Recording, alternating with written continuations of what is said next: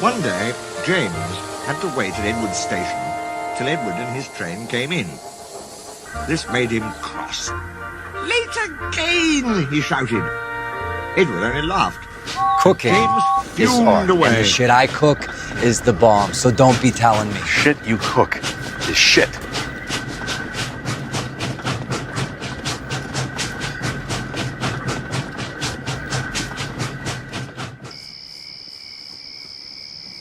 "Edward is impossible," he grumbled to the others.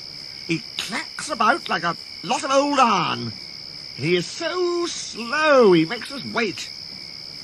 Thomas and Percy were indignant. "Old iron?" they snorted. "Slow?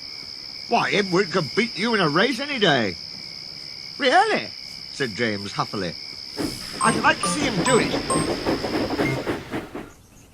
One day, James's driver did not feel well when he came to work. "I'll manage," he said. But when they reached the top of Gordon's Hill, he could hardly stand. The fireman drove the train to the next station. Right, James, I'll be right back in a minute, alright?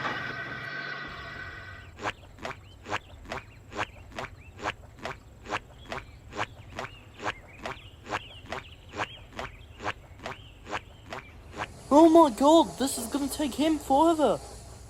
He spoke to the signalman, put the trucks in a siding, and uncoupled James ready for shunting. Then he helped the driver over to the station and asked them to look after him and find a relief. Oi, fireman! Suddenly the signalman shouted, and the fireman turned round and saw James puffing away. He ran hard, but he couldn't catch James, and soon came back to the signal box. The signalman was busy. "All traffic halted," he announced at last. "Up and down main lines are clear for 30 miles, and the inspector's coming." The fireman mopped his face. "What happened?" he asked. "Two boys were on the footplate. They tumbled off when James started. I shouted at them and they ran like rabbits." "Just let me catch them," said the fireman grimly. "I'll teach them to meddle with my engine." Both men jumped as the telephone rang. "Yes," answered the signalman. "He's here."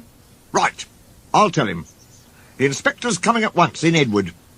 He wants a shunter's pole and a coil of wire rope." "What for?" wondered the fireman. "Search me, but you'd better get 'em quickly."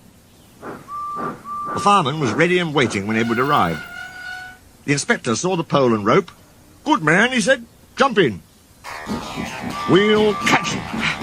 We'll catch him," puffed Edward, crossing to the up line in pursuit. James was laughing as he left the yard. "What a lark! What a lark!" he chuckled to himself. Presently, he missed his driver's hand on the regulator. And then he realized there was no one in his cab. "What shall I do?" he wailed. "I can't stop! Help! Help! We're coming! We're coming!" Edward was panting up behind with every ounce of steam he had. With a great effort, he caught up and crept alongside, slowly gaining till his smoke box was level with James' buffer beam. "Steady, Edward!" The inspector stood on Edward's front, holding a noose of rope in the crook of the shunter's pole. He was trying to slip it over James' buffer.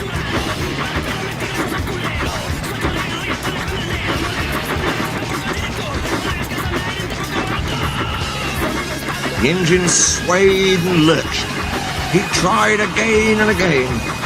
More than once he nearly fell, but just saved himself. At last, "Got him!" he shouted. He pulled the noose tight and came back to the cab safely. Gently braking, so as not to snap the rope, Edward's driver checked the engine speed, and James's fireman scrambled across and took control. The engines puffed back side by side. "So, the old iron caught you after all," chuckled Edward. "I'm sorry," whispered James. "Thank you for saving me." "That's all right. You were splendid, Edward." The Fat Controller was waiting and thanking the men warmly. "A fine piece of work," he said. "James, you can rest. and then take your train. I'm proud of you, Edward. You shall go to the works and have your worn parts mended. Oh, thank you, sir, said Edward happily. It'll be lovely, not to clank. The two naughty boys were soon caught by the police, and their fathers followed them soundly. They were also forbidden to watch trains till they could be trusted. James's driver soon got well in hospital and is now back at work. James missed him very much, but he missed Edward more. And you'll be glad to know that when Edward came home the other day, James and all the other engines gave him a tremendous welcome. The Fat Controller thinks he'll be deaf for weeks. Time don't fool me no more. I throw my watch to the floor. It's gone crazy. Time don't do it again. Now I'm stressed and strained.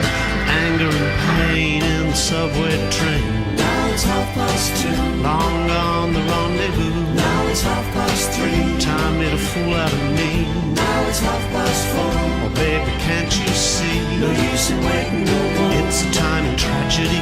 Think it's 9 when the clock says 10. This girl won't wait for the out of time man.